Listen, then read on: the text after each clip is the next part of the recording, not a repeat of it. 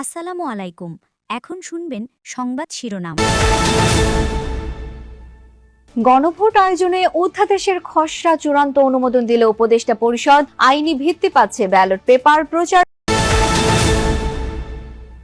সুষ্ঠু ও গ্রহণযোগ্য নির্বাচন আয়োজনে পর্যবেক্ষক সংস্থাগুলোর সহযোগিতা চায় ইসি। জুলাই হত্যা মামলায় ডিএমপির প্রথম চার্জশিট দাখিল। আসামি শেখ হাসিনা সহ আওয়ামী লীগের শীর্ষ নেতারা।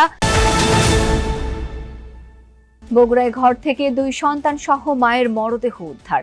ছেলে মেয়েকে হত্যার পর মায়ের আত্মহত্যা ধারণা পুলিশের।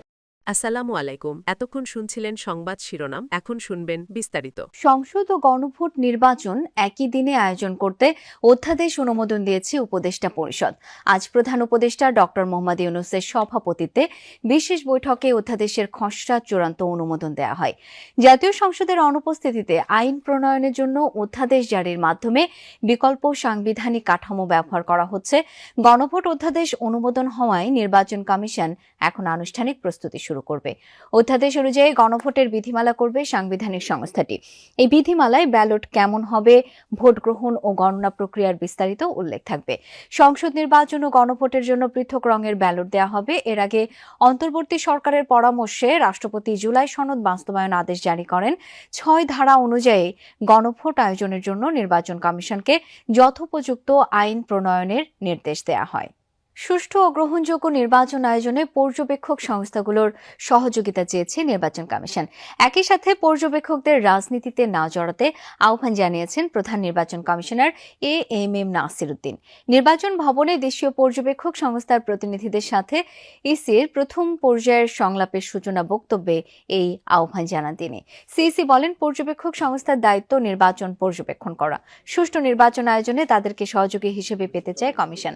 সিইসি বলেন, নির্বাচন কমিশন জাতিকে একটি গ্রহণযোগ্য নির্বাচন উপহার দিতে চায়। ভোটের মাঠের স্বচ্ছতা ও জবাবদিহিতা নিশ্চিত করতে পর্যবেক্ষক দলকে সহযোগীর ভূমিকা পালন করার আহ্বান জানান CEC.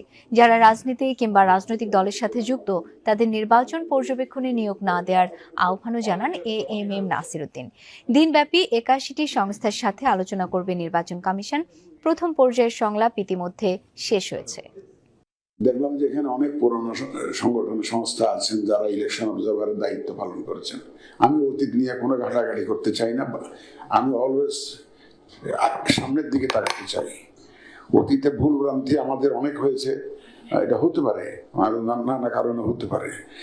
Late us forget about it, rather we should take lessons from the past. এখান থেকে শিক্ষা নিয়ে আমরা সামনে এগোতে চাই। দর্শক, পর্যায়ে নির্বাচন কমিশন ভবন থেকে যোগ দিচ্ছেন সহকর্মী তানভীর মৌসুম। তানভীর, প্রথম পর্যায়ের বৈঠকে পর্যবেক্ষক সংস্থার প্রতিনিধিদের সাথে ইসির কি কি বিষয় নিয়ে আলোচনা হলো?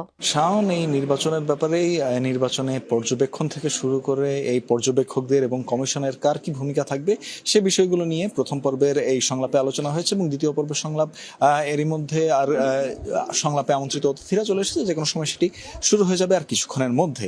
এর মধ্যে আমরা দেখেছি যে এর আগে প্রধান নির্বাচন কমিশনার এবং আরেকজন কমিশনার আবুল ফজল মোহাম্মদ সানাউল্লাহ তারা কথা বলেছিলেন এবং তারা বেশ কিছু দিক নির্দেশনা দিয়েছেন পর্যবেক্ষকদেরকে এবং বেশ কিছু পর্যবেক্ষক সংস্থাকে নিবন্ধন দেওয়া হয়েছে যারা এবার একেবারেই নতুন। তারা যেহেতু নতুন, তাদের জন্য আসলে তাদের কি কি ভূমিকা থাকবে, তারা কিভাবে তাদের কাজগুলো করবেন সে বিষয়গুলোর ব্যাপারে স্পষ্ট একটি নির্দেশনা দেওয়ার কারণেই কিন্তু আজকের এই সংলাপের অবতারণা।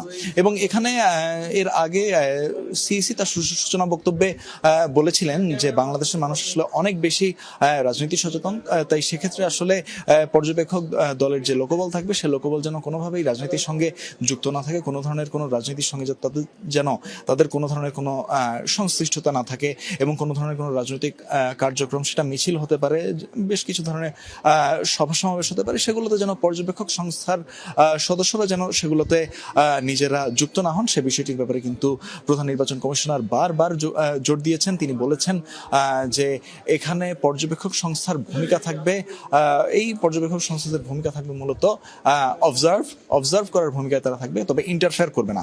অর্থাৎ এই যে পর্যবেক্ষণ থাকবে, এই পর্যবেক্ষণের কথাটি কিন্তু বলা হয়েছে এবং সেখানে যে কোনো ধরনের কোনো হস্তক্ষেপ করা হবে না সে বিষয়টির ব্যাপারেও কিন্তু বলেছেন প্রধান নির্বাচন কমিশনার। এবং তিনি একটি উদাহরণও দিয়েছেন এরকম যে একজন যিনি পঙ্গু বা যার বিভিন্ন ধরনের বিশেষ চাহিদা সম্পন্ন একজন ব্যক্তি, তিনি যদি ভোট কেন্দ্রে যেতে কোনো ধরনের প্রতিবন্ধকতার সম্মুখীন হন, সেই প্রতিবন্ধকতাও কিন্তু দূর করতে যাবেন না পর্যবেক্ষক সংস্থা থেকে আসা লোকবল যারা থাকবেন তারা যেটি বলতে পারেন যে এই যে বিশেষ চাহিদা সম্পন্ন লোকদেরকে ভোট কেন্দ্রে সাহায্য করার মতো কেউ ছিল না।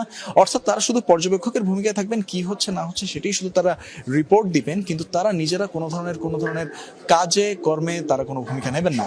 এবং এর পরবর্তী বক্তব্যে আমরা দেখেছি যে ইসি সানাউল্লাহ তিনি বলেছেন যে তাদের কি ধরনের ভূমিকাগুলো থাকবে এবং এই যে বিদেশে আউট অফ কান্ট্রি ভোটিং, এখানে যে পোস্টাল ব্যালট, সেই পোস্টাল ব্যালটের জন্য যে আলাদা একটি রিটার্নিং অফিসার ওখানে একটি বুথ থাকবে, সেই বুথেও নির্বাচনী পর্যবেক্ষক সংস্থার প্রতিনিধিরা থাকতে পারবেন, এমনটিও কিন্তু জানিয়েছিলেন নির্বাচন কমিশনার সানাউল্লাহ। শাওন।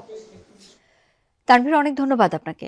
জুলাই হত্যা মামলায় প্রথম চার্জশিট দিয়েছে ঢাকা মেট্রোপলিটন পুলিশ ডিএমপি। এতে শেখ হাসিনা সহ আওয়ামী লীগের শীর্ষ নেতাদের আসামি দেখানো হয়েছে। আজকালের মধ্যে আরও একটি চার্জশিট দেবার কথা রয়েছে। মূলত বিভিন্ন থানায় দায়ের করা মামলাগুলোর তদন্ত শেষে অভিযোগপত্র দাখিল করা হচ্ছে। জুলাই গণ অভ্যুত্থানের সময় রাজধানীর মোহাম্মদপুর চাঁদ উদ্যান এলাকায় ট্রাক চালক মোহাম্মদ হোসেনকে গুলি করে হত্যা করা হয়। এ ঘটনায় নিহতের মা রিনা বেগম বাদী হয়ে ক্ষমতাচ্যুত প্রধানমন্ত্রী শেখ হাসিনা সহ 16 জনের নাম উল্লেখ করে অজ্ঞাতনামা 80 জনের বিরুদ্ধে মামলা করেন। সোমবার মামলাটির অভিযোগপত্র আদালতে দাখিল করেছে পুলিশ। হত্যার ঘটনায় এই প্রথম চার্জশিট দাখিল করেছে ডিএমপি। আরও কয়েকটি হত্যা মামলার চার্জশিট তৈরি চূড়ান্ত পর্যায়ে রয়েছে।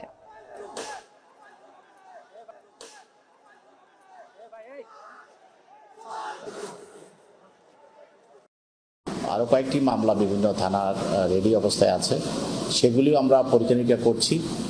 আর প্রথম এই মামলাটা অলরেডি আদালতে তারা দাখিল করেছে তদন্তকারী কর্মকর্তা, তো সেটা এখন আমরা দেখব। রাজুকের প্লট বরাদ্দে দুর্নীতির অভিযোগে সাবেক প্রধানমন্ত্রী শেখ হাসিনার বোন শেখ রেহানা সহ 17 জনের বিরুদ্ধে করা মামলার রায় ঘোষণা হবে আগামী 1 ডিসেম্বর। মামলাটির যুক্তি তর্ক উপস্থাপন শেষে ঢাকার 4র্থ বিশেষ জজ আদালতে বিচারক রবিউল আলম এই তারিখ ঘোষণা করেন। এই মামলার প্রধান আসামি শেখ রেহানা। এতে সাবেক প্রধানমন্ত্রী শেখ হাসিনা, শেখ রেহানার মেয়ে টিউলিপ সিদ্দিক সহ মোট 17 জনের বিরুদ্ধে অভিযোগ আনা হয়েছে। মামলার শুনানিতে আজ যুক্তিতর্ক উপস্থাপন হয়। মামলাটি দায়ের করেন দুদকের উপপরিচালক মোহাম্মদ সালাউদ্দিন। দুদকের করা এই মামলার অভিযোগে বলা হয়, পূর্বাচল নতুন শহর প্রকল্প থেকে অবৈধভাবে 10 কাঠা সরকারি জমি নেওয়া হয়েছে। এছাড়া একই আদালতে আজ শেখ রেহানার ছেলে রাদওয়ান মুজিব সিদ্দিক ও মেয়ে আজমিনা সিদ্দিকের বিরুদ্ধে একই অভিযোগে করা আলাদা মামলায় তাদের তদন্ত কর্মকর্তাদের সাক্ষ্য গ্রহণ করা হতে পারে।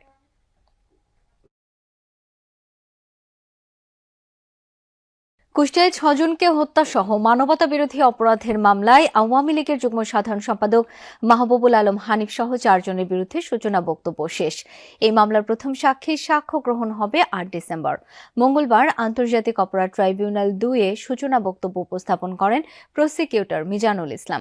সূচনা বক্তব্যে এই মামলা কুষ্টিয়ার 6 জনকে হত্যায় নির্দেশদাতা হিসেবে তাদের জড়িত থাকার পটভূমি তুলে ধরা হয়।